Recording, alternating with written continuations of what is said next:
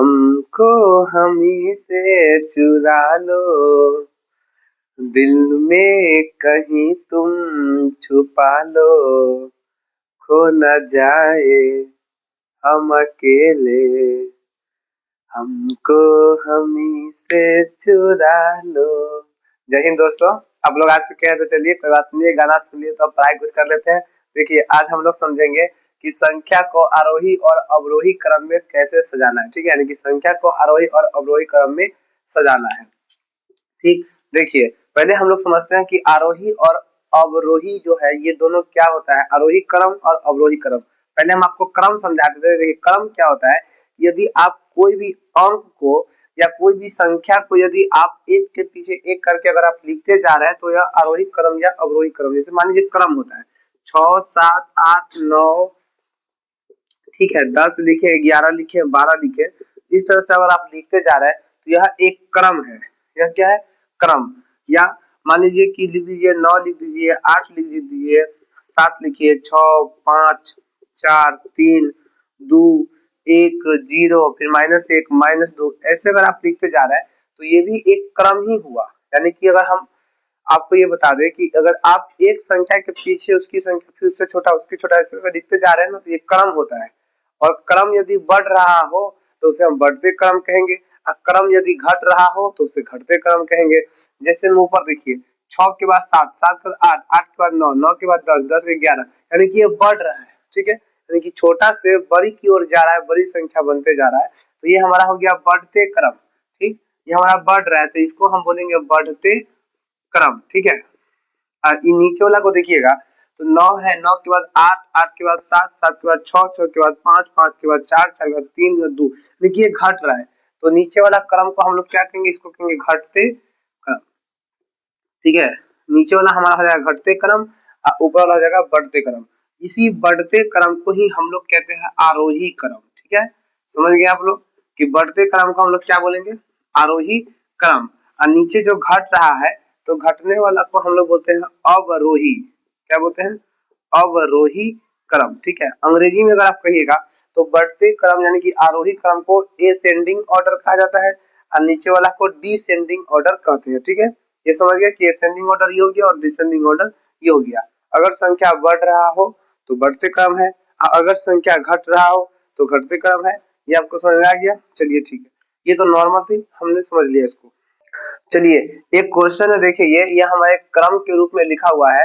हमसे कहा गया है कि आप इस क्वेश्चन को आरोही क्रम में सजाइए। कैसे सजाना है, आरोही क्रम में। तो आरोही क्रम का मतलब क्या होता है, बढ़ते क्रम। आरोही क्रम का मतलब बढ़ते क्रम। तो सोचिए आगे की ओर बढ़ना है, इसका मतलब हुआ कि स्टार्टिंग कहाँ से होगा, बड़ा से कि छोटा से, छोटा से। ठीक है, स्टार्टिंग करेंगे छोटे अंक से और धीरे धीरे धीरे धीरे यानी कि अंतिम स्टेप तक हमें सबसे बड़ा संख्या हो जाना चाहिए। यानी कि छोटा से स्टार्ट करना है और बड़े संख्या तक जाना है। तो इसमें खोजिए कि सबसे छोटा कौन है। सबसे छोटा आपको 2 दिख रहा होगा, तो सबसे पहले 2 को लिखिए। फिर इससे बड़ा कौन है, तो इससे बड़ा 3 है, तो फिर 3 लिखिए। फिर 3 से बड़ा कौन है, तो 3 से बड़ा हमारा 6 है, तो फिर 6 को लिख दीजिए। फिर उसके बाद 7 है, तो 7 को लिखिए। फिर उसके बाद 8 है, तो 8 होगा। उसके बाद 10, तो फिर हो गया 10, और उसके बाद हो गया 12, तो लिख दीजिए 12। ये हो गया हमारा आरोही क्रम। ठीक है, यानी कि एसेंडिंग ऑर्डर, यानी कि बढ़ते क्रम ये हो गया। लेकिन अगर इसी संख्या को अगर आपको कहा जाए कि अवरोही में लिखिए, अगर अवरोही क्रम में, तो बोलिए अवरोही क्रम का मतलब घटते क्रम हुआ। तो घटाना यानी कि आपको घटाते हुए लिखना है। इसका मतलब हुआ कि सबसे पहले आपको सबसे बड़ी संख्या को लिखना है। ठीक, तो सबसे बड़ी संख्या में कौन है, देखिए सबसे बड़ी संख्या 12 है, तो पहले 12 लिख दीजिए। फिर उसके बाद 10 मिलेगा आपको, तो 10 लिख दीजिए। फिर उसके बाद 8 है, फिर 7 है, फिर 6 है, फिर 3 है, फिर 2 है, हो गया। ये हो गया हमारा अवरोही क्रम यानी घटते क्रम। ठीक, तो आप इसके बारे में समझ गए कि आरोही क्रम मतलब बढ़ते क्रम, अवरोही क्रम मतलब घटते क्रम हो गया। ठीक है, चलिए हम लोग कुछ आगे समझ लेते हैं दूसरी संख्या पे। अब देखिए अब ये संख्या लिखा हुआ है। ठीक, आप इस संख्या को फिर आप पहले अवरोही क्रम में लिखिए। अवरोही लिखना है आपको, क्या लिखना है, अवरोही क्रम।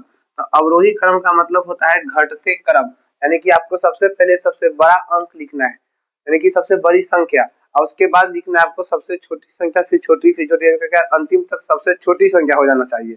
तो खोजिए इसमें सबसे बड़ा कौन है, सबसे बड़ा 876 है, तो लिख दिया यहाँ पे 876। अब खोजना है कि इससे छोटा कौन है, तो इससे छोटा देखिए कौन है आपको, इससे छोटा आपको मिल रहा होगा 467, लिख दीजिए 467। फिर इससे छोटा कौन है, तो 434 है, 434। लेकिन ये दोनों में छोटा कौन है, तो ये दोनों में छोटा है ये, लेकिन ये इससे बड़ा है, तो पहले आपको लिखना है 320, यानी कि 320, और सबसे छोटा है हमारा 160, तो लिख दीजिए 160। ये हो गया हमारा अवरोही क्रम। ये तो बड़ा आसान था, आप इसे आसानी से बना भी लिए होंगे, है ना। चलिए हम लोग कुछ भिन्न वाले संख्या को देख लेते हैं कि जो बटा के रूप में है, तो उसको कैसे पहचानेंगे कि कौन संख्या बड़ा है और कौन संख्या छोटा है। ठीक है, देखिए इसमें क्वेश्चन कहा गया है कि 2/3, 5/6, 9/10, 3/4 को आरोही क्रम में लिखे, यानी कि आपको पता करना है कि संख्या का आरोही क्रम क्या होगा। यानी कि देखिए आपको 4 गो ऑप्शन दिया हुआ है, ठीक है, और ये चारों ऑप्शन में आपको पता करना है कि कौन सा ऑप्शन सही है, यानी कि कौन सा ऑप्शन जो है वह आरोही क्रम में सजा हुआ है। तो आरोही क्रम में सजाने के लिए हमें बढ़ते क्रम में लिखना होता है। तो सबसे पहले हम इसमें से पहचानेंगे कि सबसे छोटा कौन है और सबसे बड़ा कौन है, ठीक, यानी कि हमें पहचानना पड़ेगा इसमें। तो इसके लिए देखिए आप, एक ट्रिक होता है, ट्रिक का दिमाग लगाइएगा तो हो जाएगा, यानी कि ट्रिक का प्रयोग कीजिए। सब में पहले अंश और हर में अंतर पता करिए कि अंतर कितना है। तो अंश और हर में, यानी कि हर में से अंश को घटाएंगे तो क्या का अंतर है, 1 का। इसमें कितना का अंतर है, 1 का। इसमें कितना का अंतर है, 1 का। इसमें भी कितना का अंतर है, तो 1 का। यदि सभी भिन्न का अंतर समान हो, गौर से याद करिएगा, ठीक है, यदि सभी भिन्न का अंतर समान हो तो जिसका अंश छोटा हो सबसे छोटा और जिसका अंश बड़ा हो बड़ा, ठीक है। यदि सभी भिन्न का अंतर समान हो, ठीक है, तो जिसका अंश छोटा हो छोटा और जिसका अंश बड़ा हो बड़ा, हो गया। तो सबका भिन्न समान, यानी कि सबका जो अंतर है समान है। तो इसमें सब अंश देखिए, अंश 2 का छोटा है तो पहले 2 होगा, फिर 2 से बड़ा 3 है तो 3 होगा, यानी कि फिर उसके बाद कौन है, 5 है तो 5 होगा, और उसके बाद कौन है, 9 तो 9 होगा।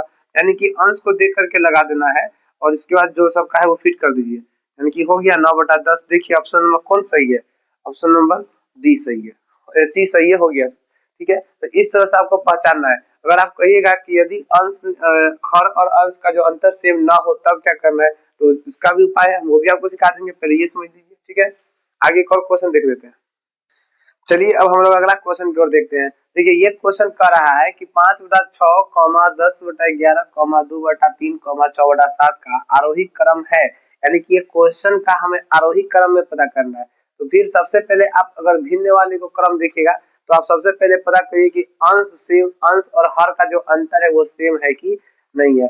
तो हर में से अंश घटाइए, क्या बचेगा, 1। इसका भी अंतर कितना है, 1। इसका भी अंतर कितना है, 1। और इसका भी अंतर कितना है, 1, यानी कि सबका अंतर सेम है। जब सबका अंतर सेम, अब ये मत समझिए कि एक ही आ रहा है तो सेम आ रहा है, हो सके जैसे मान लीजिए और क्वेश्चन देते हैं, 6/8 है, फिर 10/12 है, ये 14/16 है, तो इसका भी अंतर देखिए 2-2 है।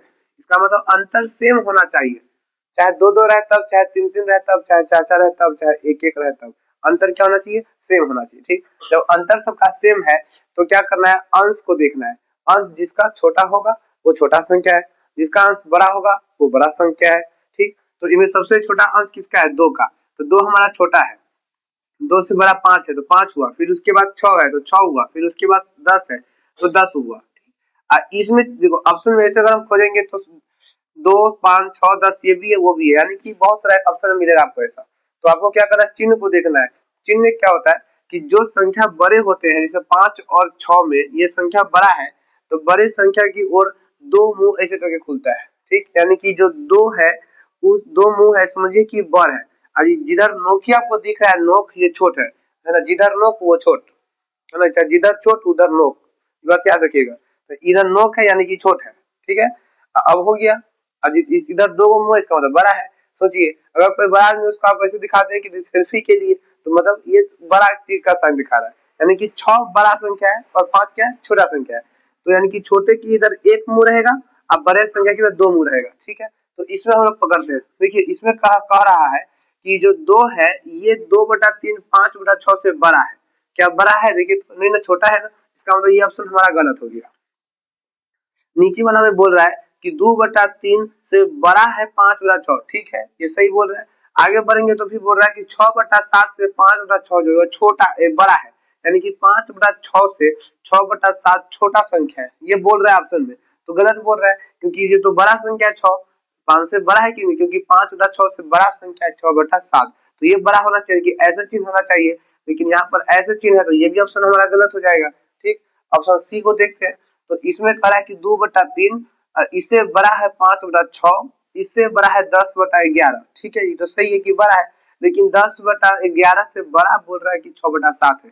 ये तो सरासर अन्याय है, क्योंकि 10/11 से बड़ा नहीं हो सकता है 6/7।